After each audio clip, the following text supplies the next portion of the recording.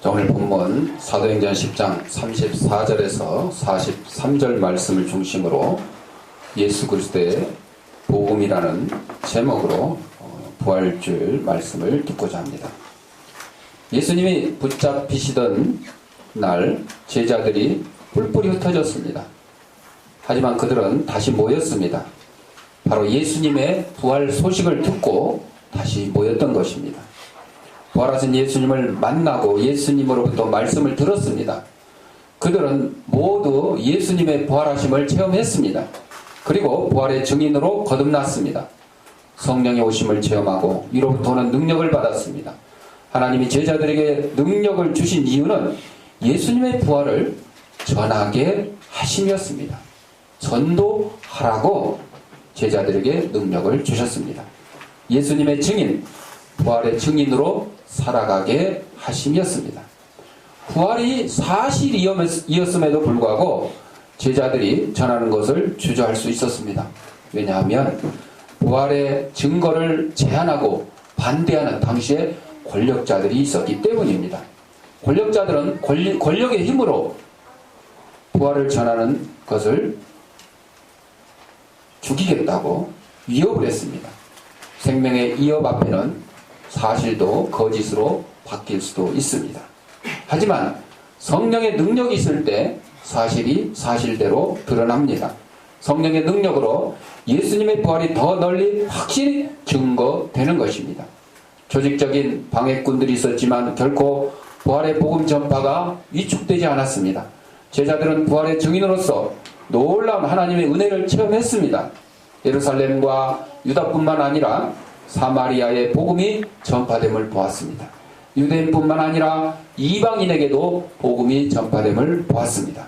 베드로가 이것을 보았고 하나님이 사람을 혈통과 외모로 취하지 아니하심을 확실히 깨닫게 되었던 것입니다. 그럼 이 부활하신 예수님의 복음은 어떤 복음이냐? 첫째, 화평의 복음이라 그랬습니다. 유대인들은 자기들만 구원의 대상이다, 이렇게 믿고 있었습니다. 유대인들이 이방인들로부터 공격을 받으면 받을수록 이 믿음이 더욱 확고해졌습니다. 메시아가 오셔서 자기들을 구원해 주실 거라고 믿었기 때문입니다. 유대인들은 겉으로 이방인과 함께해도 속으로는 경멸했습니다.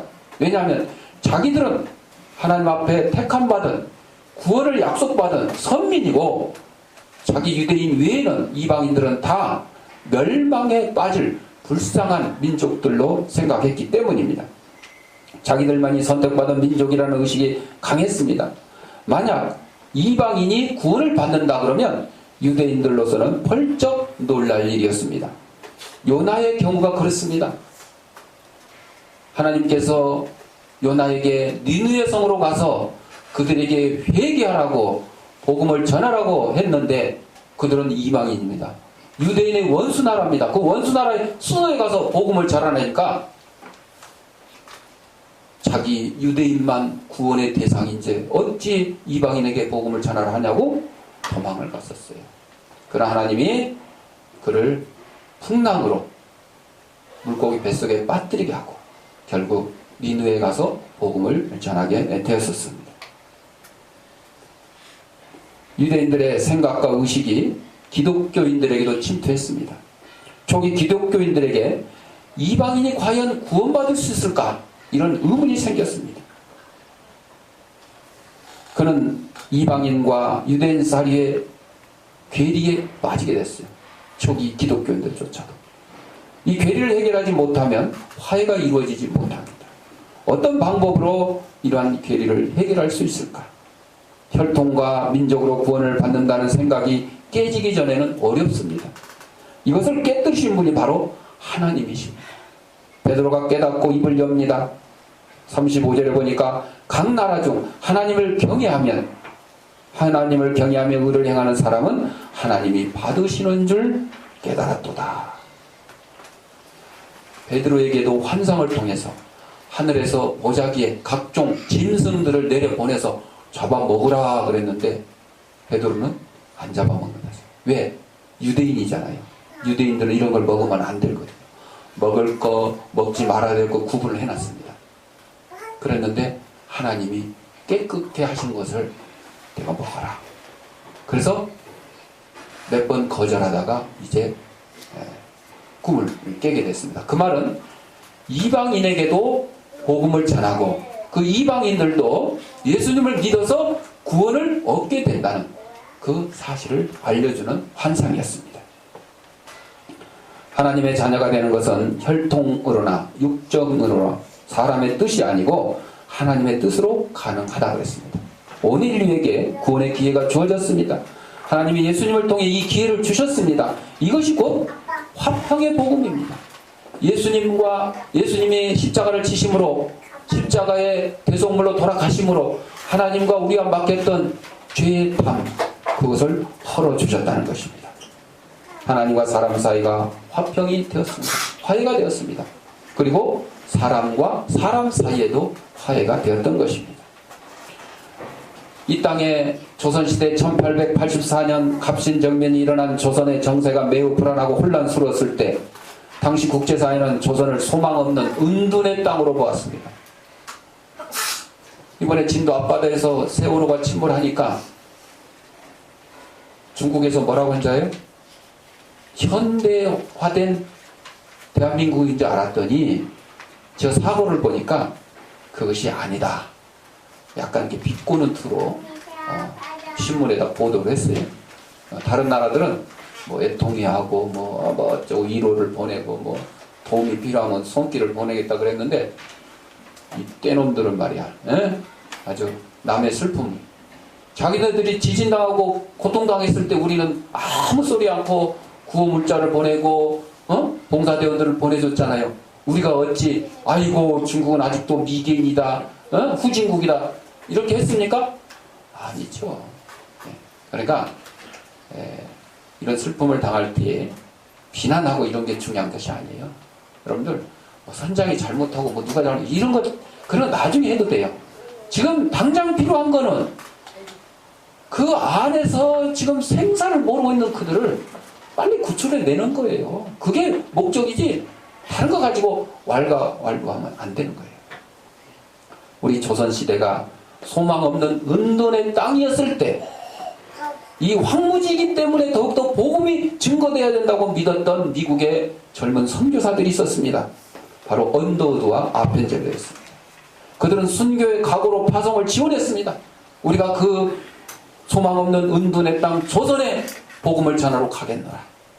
1885년 4월 5일 부활절 아침에 거센 풍랑을 헤치고 한 척의 배가 인천 제물포항에 도착했습니다. 단순한 입항이 아니었습니다. 이 나라에 처음으로 복음이 들어오는 감격스러운 순간이었습니다. 그렇게 부활절 아침에 언더우드와 아펜젤러가 조선의 땅을 밟았습니다. 황무지의 소망의 빛이 비치는 순간이었습니다. 아펜젤러는 본국에 보낸 첫 선교 보고서에서 이날의 감동을 이렇게 밝혔습니다. 우리는 부활절에 이곳에 왔다. 그날 사망의 철창을 쳐부수고 부활하신 주님께서 조선의 결박을 끊어주시고 하나님의 자녀로 빛과 자유의 세계로 인도해 주시기를 기도했다. 그 기도가 응답이 되어서 오늘날 이 땅에 1000만이 넘는 그리스도인들이 기독교인들이 복음의 빛을 지고 살아가고 있는 것입니다. 그 복음의 빛을 갚기 위해서 또 미국 다음으로 온 세계에 선교사를 파송하고 선교비를 보내는 그런 복음의 강국이 되었던 것입니다. 또한 예수님은 평화의 화평의 복음이실 뿐만 아니라 자유의 복음이시다 그랬습니다. 예수님의 복음을 전하기 전에 세례 요한이 왔었습니다. 세례 요한이 복음의 전주곡을 울렸습니다. 주의 길을 예비하는 자다 그랬습니다. 그리고 복음의 역사가 예수님을 통해서 드러났습니다. 갈릴리에서 시작된 복음의 역사가 유대 전역에 퍼졌습니다. 지금 베드로에게는 복음이 이방으로 퍼져나갈 것이 느껴집니다. 유대 땅과 사마리아와 땅끝까지 복음을 전하라는 그 주님의 명령이 다시 한번 생각납니다. 베드로가 만난 고넬료가 그 증거입니다. 베드로의 깨달음이 역사에서 증명되었습니다. 복음이 전 세계로 퍼져나갔습니다. 전 세계 구석구석 복음이 전해졌고 우리 대한민국 여러분과 저에게도 전해졌습니다. 우리에게도 하나님과 화평을 누리는 기회가 주어졌습니다. 우리도 예수님으로 인하여 하나님과 화평을 누리는 복을 얻게 되었습니다. 로마서 5장 1절에 우리 주 예수 그리스도로 말미암아 하나님으로 더불어 화평을 누리자는 이런 바울의 권면이 우리에게 이루어졌습니다. 그리고 예수님은 자유의 복음을 전하셨습니다. 예수님이 말씀하셨습니다. 요한복음 8장 32절에 진리를 알지니 진리가 너희를 자유케 하리라. 이 진리가 누구예요? 예수 그리스도입니다. 주님이 말씀하셨어요. 나는 길이요 진리요 생명입니다. 여러분, 이 땅에 예수 그리스도 외에는 진리가 없습니다. 뭐 다른 종교, 우상 없습니다. 뭐 나름대로 그런 거 없어요. 아무리 눈 씻고 찾아봐도 거기는 구원의 길이 없는 겁니다. 오직 예수 그리스도 외에는 구원의 길이 없는 것입니다. 예수님이 다니시며 마귀에게 눌린 사람들을 고치셨습니다. 예수님이 눌린 사람들에게 영적 자유를 허락하셨습니다. 한 군데에서뿐만 아니라 두루 다니시며 병자를 고치시고 위로와 자유의 복음을 전하셨습니다. 죄의 권세와 사단의 권세가 더 이상 사람을 억누르지 못하게 되었습니다. 악한 권세가 예수님의 권세에 맞서지 못하고 도망갔습니다. 악한 것들에 의해 눌림을 받던 영혼들이 노임을 얻었습니다. 자유를 누리게 되었습니다. 예수님이 그 일을 이루셨습니다. 바로 예수님이 자유의 복음으로서 일을 하셨던 것입니다. 1874년 남북전쟁 당시 미국 전역은 쑥대밭과 같았습니다.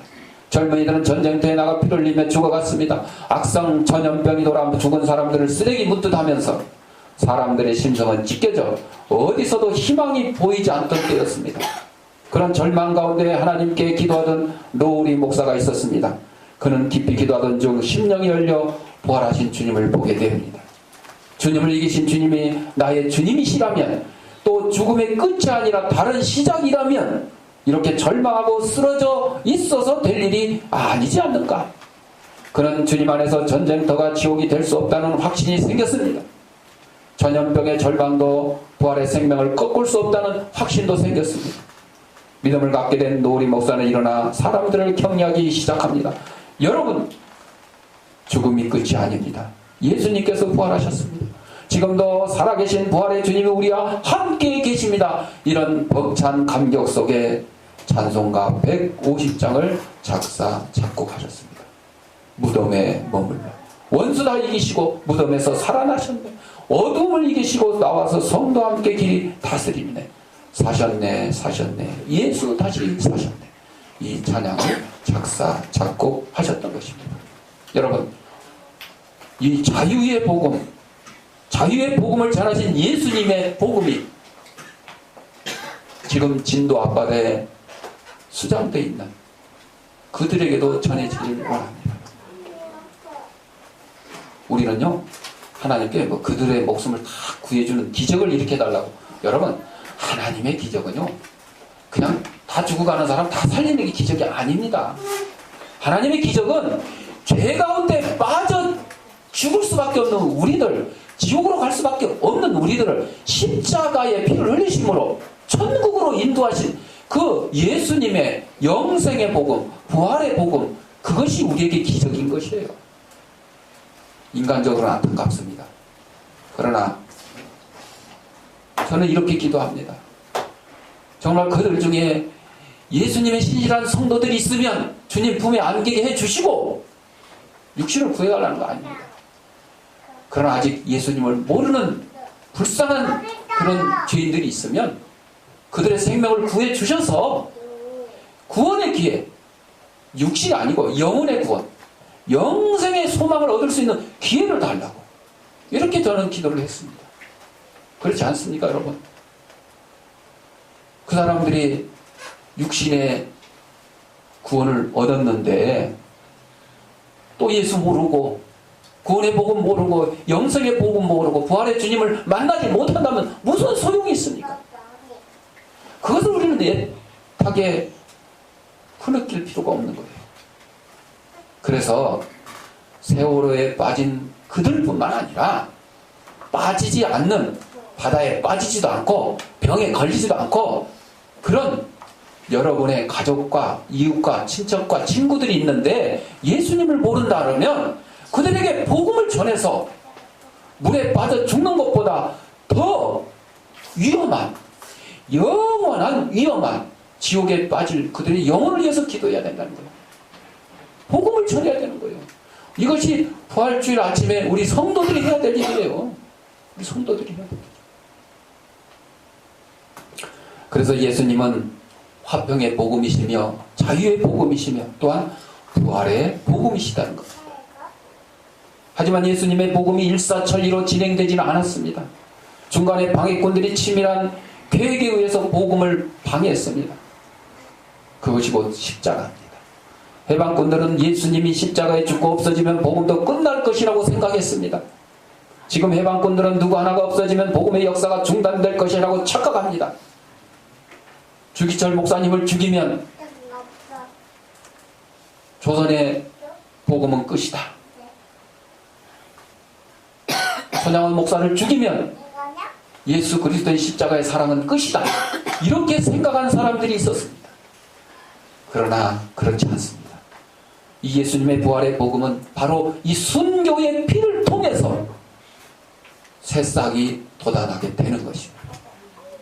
한 알의 밀이 땅에 떨어져 한 알 그대로 있으면 아무것도 아닙니다. 그러나 그것이 썩고 죽어야 거기서 많은 열매가 맺게 된다는 것이 바로 부활의 복음의 메시지인 것입니다. 그러나 하나님은 회방꾼들의 착각이 여지없이 빗나갔음을 만방에 알리셨습니다. 하나님이 예수님을 다시 살리심으로 알리셨습니다. 너희들이 예수를 십자가에 못 박아도 소용이 없다. 내가 다시 살릴 것이니까. 그래서 예수님을 다시 살리신 것입니다. 단순히 죽은 자가 살아난 것이 아닙니다. 이 부활은요, 단순히 우리의 육신이 죽었다가 살아난 것이 아닙니다. 부활하신 예수님은요, 문이 다 닫혀있고 꽁꽁 잠가놨는데도 호련히 나타나셨어요. 그럼 영으로서만 나타나신 거예요? 아니요. 도마가 예수님의 손에 있는 못자국을 만져봤습니다. 옆구리에 있는 창자국에 손을 넣어봤습니다. 우리가 똑같은 육신을 입고서도 호련히 나타난 것입니다. 예수님은 육신과 영혼을 다 가지신 분이시기 때문입니다. 영혼뿐만 아니라 예수님은 바로 성자 하나님이시기 때문입니다. 예수님이 부활하신 후 제자들에게 나타나셨습니다. 예수님이 스스로를 부활의 복음이시고 생명의 복음이심을 드러내셨습니다. 예수님이 제자들에게 복음의 증인이 되라고 하셨습니다. 제자들은 나타나신 예수님과 함께 음식을 먹기도 했습니다. 제자들은 보고 경험하였으므로 예수님의 부활을 결코 부정할 수 없었습니다. 예수님이 하셨던 일을 결코 잊을 수 없었습니다. 잠잠히 있을 수도 없었습니다. 제자들이 부활의 복음을 전했습니다. 예수님의 명령을 지켜 증인이 되었습니다. 증인은 세상 모든 사람에게 주어진 사명이 아니라 제한된 사람에게 주어진 사명인 것입니다. 아무나 이 복음을 전하는 것이 아닙니다. 제한된 사람들, 우리 성도들에게 주신 사명인 것입니다. 예수를 모르는 사람들이, 하나님을 모르는 사람들이 뭐 가서 전도를 합니까? 예수 믿으라고 전합니까? 아닙니다.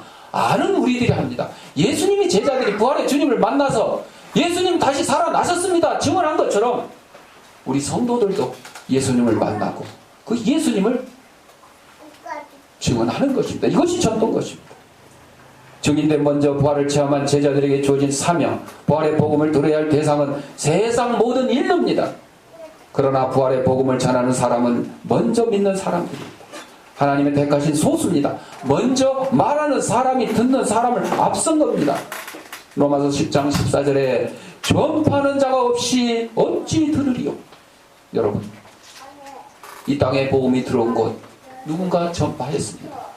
그럼 아직도 온 세계 곳곳에 하나님을 모르는 자들, 예수님의 복음을 모르는 자들, 예수님의 부활의 기쁜 소식을 모르는 자들에게 뭐를 해야 됩니까? 전해야 됩니다. 전해야 됩니다.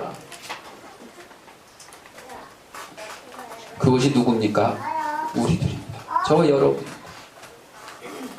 마지막으로 예수님은 화평의 복음이셨고 자유의 복음이셨고 부활의 복음이셨고 죄사함의 복음이셨습니다. 로마 시대의 십자가는 죄인을 매다하는 형틀이었습니다. 십자가에 달리면 원인 따지지 않고 죄인으로 봅니다. 그렇다면 십자가에 달린 예수님도 죄인입니까? 아닙니다. 히브리서 4장 15절에 예수님은 죄가 없으신 분인데 우리의 죄를 대신 짊어지시려고 십자가에 달리신 것이지 예수님이 죄인이셔서 잘 달리신 것은 아니라는 것입니다. 그런데 예수님이 왜 십자가에 달렸어요? 왜 예수님이 죄도 없이 죄인의 모습을 가졌습니까? 너무 억울하잖아요. 지금 세월에 빠진 그 사람들, 실종된 200 몇십 명의 사람들이 죄가 더 많아서, 우리보다 죄가 더 많아서 그게 지금 빠져 있는 거예요? 아닙니다. 아닙니다. 아닙니다. 양심 있는 사람 편에서 보면 매우 억울한 일입니다. 하지만 하나님의 뜻을 생각해 보십시오. 하나님은 예수님을 속죄 제물로 삼으셨습니다. 예수님이 속죄 제물로 희생되셨습니다. 예수님이 십자가에 달리심으로 죄인들의 죄가 용서받게 되었습니다. 요한일서 3장 5절에 그가 우리 죄를 없이 하려고 나타나신 바 된 것을 너희가 아나니 그에게는 죄가 없느니라. 예수님은 십자가에 달리심으로 죄 사함의 복음이 되셨습니다. 알고 보니 죄 사함의 복음은 예전부터 이미 예고되었습니다. 예수님 우리의 죄를 용서하셨습니다. 우리는 예수님의 이름으로 죄 사함을 받았습니다. 예수님이 십자가의 희생됨으로 인하여 우리의 죄가 용서를 받았습니다. 예수님의 죽을 우리에게 생명을 주셨습니다. 생명 주시는 일의 전권을 하나님으로부터 예수님이 부여받으셨습니다. 그리고 우리의 재판장이 되셨습니다. 예수님은 우리를 정죄하는 재판장이 아닌 용서하는 재판장으로 나타나셨습니다. 하나님이 우리 인류를, 죄 가운데 있는 우리 인류를 멸망시키려고 하는 그것을 예수님이 십자가에서 대신 우리의 죄값을 치러 주심으로 우리에게 구원의 기회가 주어진 것입니다. 우리는 예수님을 믿습니다. 믿는 우리에게 죄사함 은혜가 있습니다. 부활 아침에 우리에게 이 은혜가 주어졌으므로 이 부활의 기쁜 복음을 온 세상 사람들에게 전하는 저와 여러분이 되시기를 바랍니다. 기도하겠습니다. 사랑하는 풍성하신 아버지 하나님,